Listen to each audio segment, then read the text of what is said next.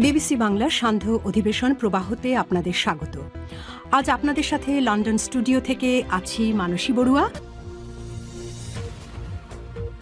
বাংলাদেশের সর্বশেষ গুরুত্বপূর্ণ আপডেট সংবাদে আপনাকে স্বাগত। শুরুতেই সংবাদ শিরোনাম, পরে বিস্তারিত।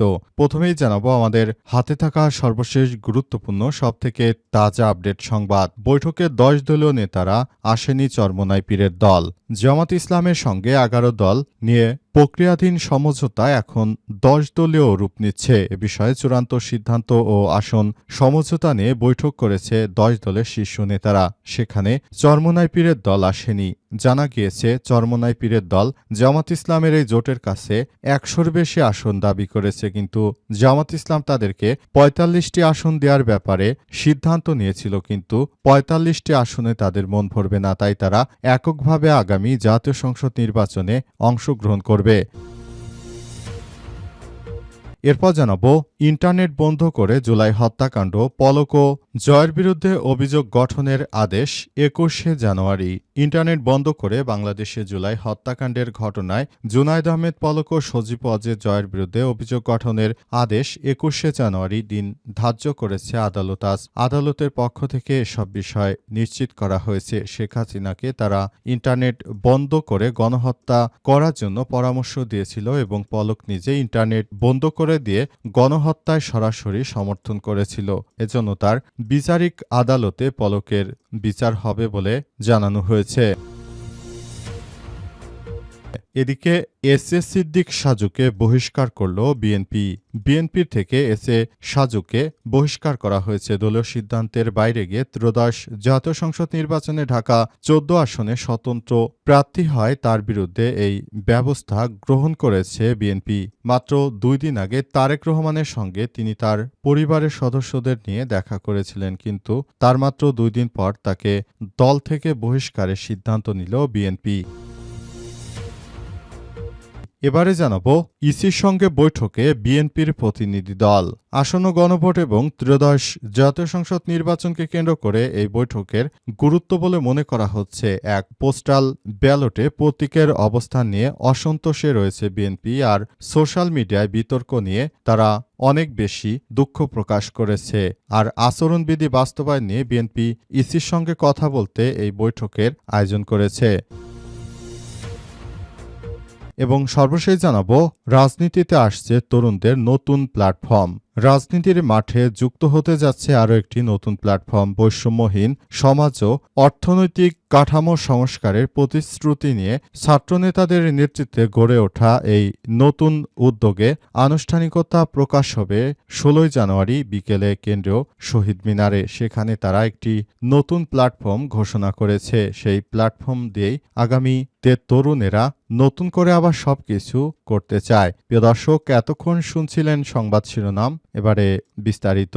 তবে তার আগে বন্ধুরা, অনুরোধ থাকবে এই সংবাদটিতে একটি লাইক দিন। এই চ্যানেলে আপনি নতুন হয়ে থাকলে আমাদের সংবাদটি দেখতে দেখতে চ্যানেলটি সাবস্ক্রাইব করে রাখুন। কমেন্ট করে বন্ধুরা আপনার মূল্যবান মতামত জানিয়ে দিন আপনি বিশ্বের কোন দেশ থেকে বা বাংলাদেশের কোন স্থান থেকে আমাদের সংবাদটি দেখছেন এবং শুনছেন। আর বন্ধুরা, সংবাদটি আপনার সোশ্যাল মিডিয়া ফেসবুকে শেয়ার করে বন্ধুদেরও দেখার সুযোগ করে দিন। আর গাজা যুদ্ধে আপনি যদি নিরীহ ফিলিস্তিনিদের ভালোবেসে থাকেন, কমেন্টে ইয়েস লিখে পুরো বিশ্বকে জানিয়ে দিন। এবারে বিস্তারিত। বৈঠকে 10 দলীয় নেতারা আসেনি চরমোনাই পীরের দল। জামাত ইসলামী সহ 11 দল নিয়ে প্রক্রিয়াধীন সমঝোতা এখন 10 দলীয় রূপ নিচ্ছে। এই সিদ্ধান্তে চূড়ান্ত সিদ্ধান্ত আসন সমঝোতা নিয়ে বৈঠক করছেন 10 দলের শীর্ষ নেতারা। আজ বৃহস্পতিবার রাজধানী মগবাজারে জামাত ইসলামের কেন্দ্রীয় কার্যালয়ে বৈঠক শুরু হয়েছে। এতে যোগ দেয়নি চরমোনাই পীরের দল, ইসলামী আন্দোলন বাংলাদেশের নেতারা। এছাড়াও সেখানে যুক্ত রয়েছে বাংলাদেশ জামাত ইসলাম, এলডিপির কর্নেল অলি আহমেদ, এছাড়াও আমার বাংলাদেশ পার্টি এবি পার্টির ব্যারিস্টার আসাদুজ্জামান ফুয়াদ, মুজিবুর রহমান মঞ্জু সহ আরও বাংলাদেশের জাতীয় নাগরিক পার্টি এনসিপি, এছাড়াও রয়েছে জাতীয় গণতান্ত্রিক পার্টি জাগপার রাশেদ প্রধান, এছাড়াও আরও অন্যান্য রাজনৈতিক দলের নেতৃত্ববৃন্দ, পাশাপাশি মামুনুল হকও রয়েছেন। কিন্তু সেখানে এখন পর্যন্ত চরমোনাই পীরকে দেখা যায়নি। চরমোনাই পীর ১০০ আসন দাবি করেছিল জামাত ইসলামের কাছে, কিন্তু জামাত ইসলাম তাদেরকে ১০০ আসন ছাড় দিতে রাজি হয়নি। জামাত ইসলামের পক্ষ থেকে তাদেরকে ৪৫ থেকে ৫০টি আসন ছাড় দেওয়ার কথা জানায়, কিন্তু এই ৪৫ থেকে ৫০টি আসনে তারা রাজি হয়নি। তাদেরকে ১০০ কিংবা ১০০-র অধিক আসন দিতে হবে। তো এই ক্ষেত্রে জামাত ইসলামের সঙ্গে যে আরও ৯টি রাজনৈতিক দল রয়েছে তাদের সহ জামাত ইসলাম অন্যান্য রাজনৈতিক দলদেরকে যদি সমভাবে আসন দেয়, তাহলে জামাত ইসলামের জন্য মাত্র ১৫০টির মতো আসন থাকে। এই ক্ষেত্রে জামাত ইসলাম এককভাবে কখনোই জিততে পারবে না। আর এছাড়া বর্তমান যে পরিস্থিতি তৈরি হয়েছে তাতে বাংলাদেশের প্রতিটি মানুষ এখন জামাত ইসলামের দাড়িপাল্লাকেই দেখতে চাচ্ছে। সুতরাং দাড়িপাল্লা যে একটি ব্র্যান্ডে পরিণত হয়েছে, বিষয়টিও সবাইকে ভাবতে হবে। এসব বিষয়ে সিদ্ধান্ত গ্রহণের পর জামাত ইসলামের পক্ষ থেকে এত কম সংখ্যক আসন নিয়ে নির্বাচন করা সম্ভব নয়। তাই চরমোনাই পীরকে তারা ৪৫ থেকে ৫০টি আসন দিতে চেয়েছিল, কিন্তু চরমোনাই পীর আসলে এই ৫০টি আসনে তাদের মন ভরেনি। এ কারণে তারা এই জোটের সঙ্গে থাকবে না বলে জানিয়েছে। পাশাপাশি গতকাল মাওলানা মামুনুল হক সারা রাত চরমোনাই পীরকে বুঝিয়েছে, তাতেও তারা রাজি হয়নি। ইন্টারনেট বন্ধ ও জুলাই হত্যাকাণ্ড, পলক ও জয়ের বিরুদ্ধে অভিযোগ গঠনের আদেশ ২১শে জানুয়ারি।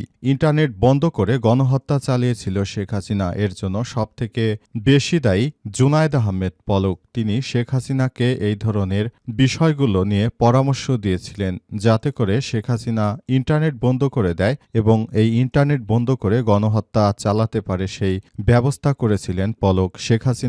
শেখ হাসিনাকে পরামর্শ দেওয়ার পর এরপর পলক ইন্টারনেট বন্ধ করে দেয়। ইন্টারনেট বন্ধ করে দিয়ে পলক সারা দেশবাসীকে জানায়, আমি ইন্টারনেট বন্ধ করিনি, বন্ধ হয়ে গেছে। কিন্তু তদন্ত কর্মকর্তারা এখন তদন্ত করে জানতে পেরেছে পলকই ইন্টারনেট বন্ধ করে সারা দেশে গণহত্যা চালিয়েছিল এবং গণহত্যা চালানোর ফলে কোনোভাবেই দায় এড়াতে পারে না এই পলক। সুতরাং আগামী জাতীয় সংসদ নির্বাচনের আগে পলকের শাস্তি কার্যকর করা হবে, এমনটাই বার্তা দেওয়া হয়েছে আন্তর্জাতিক অপরাধ ট্রাইব্যুনাল থেকে। আজ ট্রাইব্যুনালে বিষয়টি নিশ্চিত করা হয়েছে এবং সেখান থেকে মনে করা হচ্ছে যে এবার নতুন করে সবকিছু কাজ করা হবে এবং আগের যারা দোষী সাব্যস্ত ব্যক্তি ছিল, যারা বাংলাদেশের বিভিন্ন সময় অনেক সমস্যা তৈরি করেছে, এদের বিরুদ্ধে সরকারের যে কার্যক্রম সেটা অব্যাহত থাকবে বলে সরকারের পক্ষ থেকে নিশ্চিত করা হয়েছে। জুলাই গণঅভ্যুত্থানের ঘটনায় শেখ হাসিনার ছেলে এবং পলক কোনোভাবে এই দুইজন দায় এড়াতে পারে না। এই দুইজনই মূলত এই হত্যাকাণ্ডের পেছনে অনেক বড় ভূমিকা রেখেছিল। এস এ সিদ্দিক সাজুকে বহিষ্কার করল বিএনপি। দলীয় সিদ্ধান্তের বাইরে গিয়ে ত্রয়োদশ জাতীয় সংসদ নির্বাচনে ঢাকা ১৪ আসনে স্বতন্ত্র প্রার্থী হিসেবে প্রতিদ্বন্দ্বিতা করায় রাজধানীর দারুস-সালাম থানা বিএনপির আহ্বায়ক এস এ সিদ্দিক সাজুকে দলের প্রাথমিক সদস্য পদসহ সব পর্যায়ের পদ থেকে বহিষ্কার করা হয়েছে। সাজু বিএনপির সাবেক সংসদ সদস্য প্রাত এবং খালেকের ছেলে। বুধবার ১৪ জানুয়ারি সন্ধ্যায় বিএনপির সিনিয়র যুগ্ম মহাসচিব রুহুল কবির রিজভী স্বাক্ষরিত এক বিজ্ঞপ্তিতে সাজুকে এই সংগঠন থেকে বহিষ্কার করা হয়েছে। এর আগে গত সোমবার ১২ জানুয়ারি সপরিবারে বিএনপির চেয়ারম্যান তারেক রহমানের সঙ্গে সাক্ষাৎ করেন সাজু। পরে সেই সাক্ষাতের ছবি নিজের ফেসবুক পেজেও শেয়ার করেন। এর মাত্র ২ দিন পরই সাজুর বিরুদ্ধে এই সাংগঠনিক ব্যবস্থা গ্রহণ করেছে দলটি। বিজ্ঞপ্তিতে বলা হয়েছে, দলীয় সিদ্ধান্ত অমান্য করে সংগঠন বিরোধী কর্মকাণ্ডে জড়িত থাকার অভিযোগে দারুস-সালাম থানা বিএনপির আহ্বায়ক এস এম সিদ্দিক সাজুকে বাংলাদেশ জাতীয়তাবাদী দল বিএনপির পদ থেকে সব ধরনের পদ থেকে তাকে বহিষ্কার করে দেওয়া হয়েছে। কারণ তিনি যে আসন থেকে নির্বাচন করার সিদ্ধান্ত নিয়েছেন ওই আসনে বিএনপি অন্য তাদের যুগপৎ আন্দোলনের শরিকদেরকে ওই আসনে দিয়েছে। সুতরাং এই বিষয়গুলো দেখার পরই এমন সিদ্ধান্ত গ্রহণ করা হয়েছে। সিসির সঙ্গে বৈঠকে বিএনপির প্রতিনিধি দল। প্রধান নির্বাচন কমিশনার এম নাসির উদ্দিনের সঙ্গে বৈঠকে বসেছে বিএনপির প্রতিনিধি দল। আজ আগারগাঁও নির্বাচন ভবনে দুপুর ১টার দিকে আসে প্রতিনিধি দলটি। পরে আপিল শুনানির বিরতিতে ১:৩০ দিকে বৈঠক শুরু হয়েছে। বিএনপির স্থায়ী কমিটির সদস্য সালাউদ্দিন আহমেদ প্রতিনিধি দলের নেতৃত্ব দিচ্ছেন। এ সময় নির্বাচন পরিচালনা কমিটির সদস্য বিএনপির চেয়ারম্যানের উপস্থিতিতে কাউন্সিলের সদস্য ইসমাইল জবিউল্লাহ, ইসির সাবেক ভারপ্রাপ্ত সচিব মোহাম্মদ জাকারিয়া উপস্থিত ছিলেন। বৈঠকের প্রেক্ষাপট ও মূল আলোচ্য বিষয় আসন্ন গণভোট ও ত্রয়োদশ জাতীয় সংসদ নির্বাচনকে কেন্দ্র করে এই বৈঠক অত্যন্ত গুরুত্বপূর্ণ বলে মনে করা হচ্ছে। সংশ্লিষ্ট সূত্রমতে বৈঠকে মূলত ৩টি বিষয় গুরুত্ব দেওয়া হচ্ছে। ১. পোস্টাল ব্যালটে প্রতীকের অবস্থান। পোস্টাল ব্যালটে বিএনপির নির্বাচনী প্রতীক ধানের শীষের অবস্থান নিয়ে দলটির পক্ষ থেকে ইতিমধ্যে আপত্তি তোলা হয়েছে। সোশ্যাল মিডিয়ায় বিতর্ক।